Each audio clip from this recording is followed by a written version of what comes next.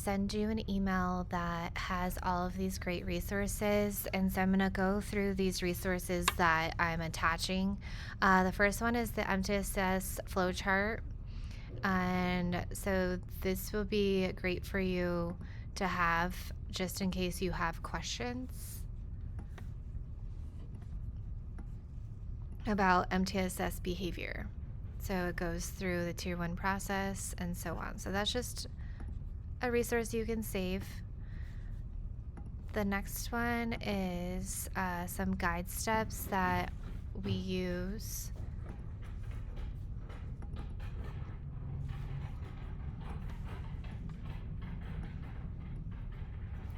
The guide steps are for the monitoring, and so you can really dive in deep into what they're expecting at ADE when you're writing your IEPs.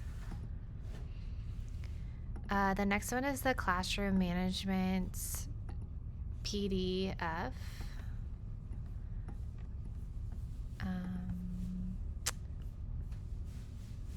Actually, you don't need that, so I'm taking that off.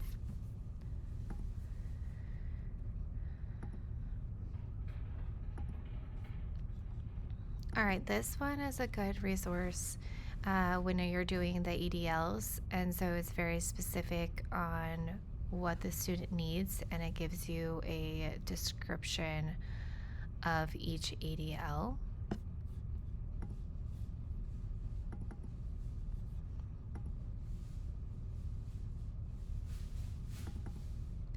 This one is the form that we use when we're doing the ADE checklist.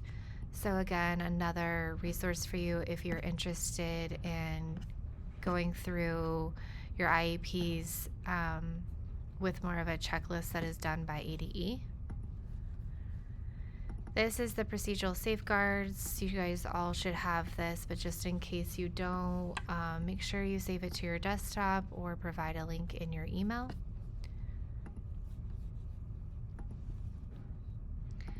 This resource is how to submit a best referral for students with behavior. So you'll get exactly what you need from this document.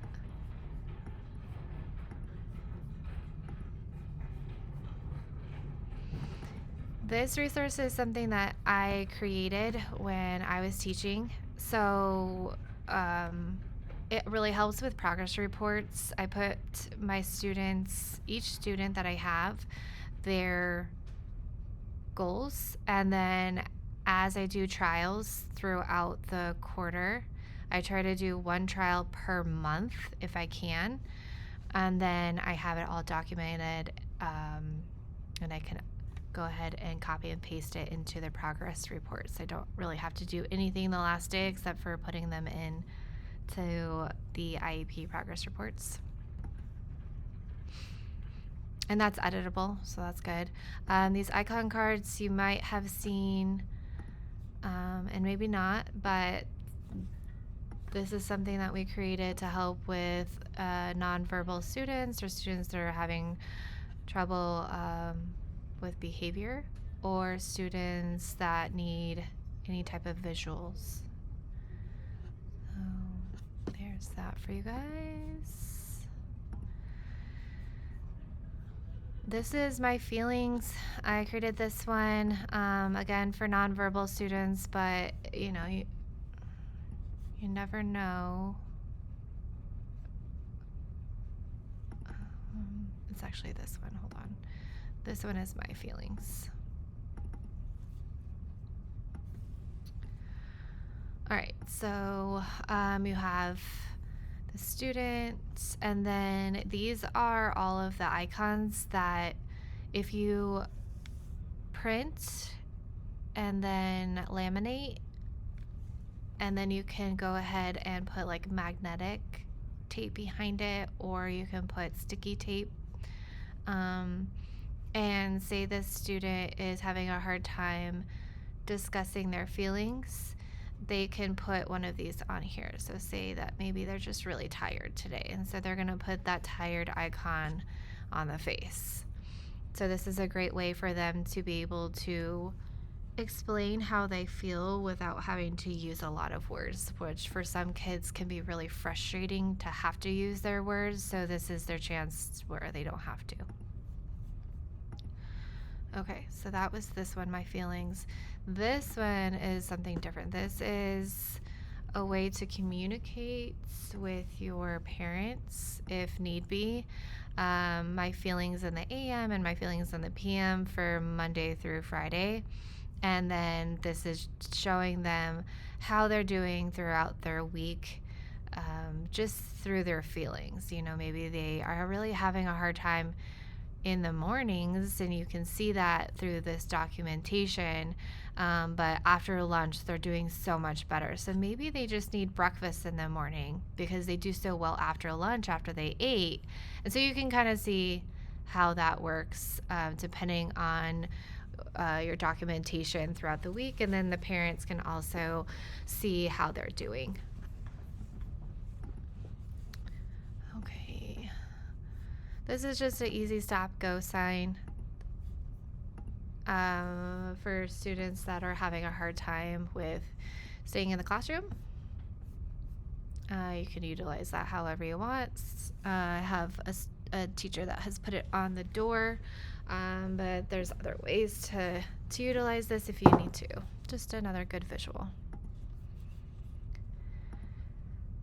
Let's see. Okay, and then this last one is something, so I actually copied and pasted this from the IEP compliance checklist that's in Synergy, and I made it so that you can print this out and use it as a checklist as you go along writing your IEPs. This is editable, so if you don't like how it looks, you can change it up. You can make the boxes bigger if you want, however you want, but I thought that this would be good if you're really struggling, you're getting a lot of amendments, that you can go through this list and make sure that you have every single one. There was a time where I was getting amendments back, and so I took the notes from the amendments and I wrote it in my notebook, and I made sure there was like 4 or 5 things that I kept on forgetting because it was something that was new and I wasn't used to doing them, and then I would forget it, and so I would write it in my notebook and double check it before I submitted. So this is kind of similar to that. All right, so I think that is everything that I have in this email. I will send it off right now. And if you have any questions, please let me know.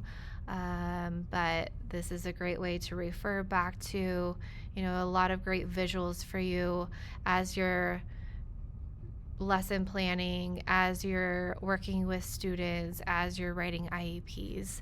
I hope that you guys all have a great break, and I will talk to you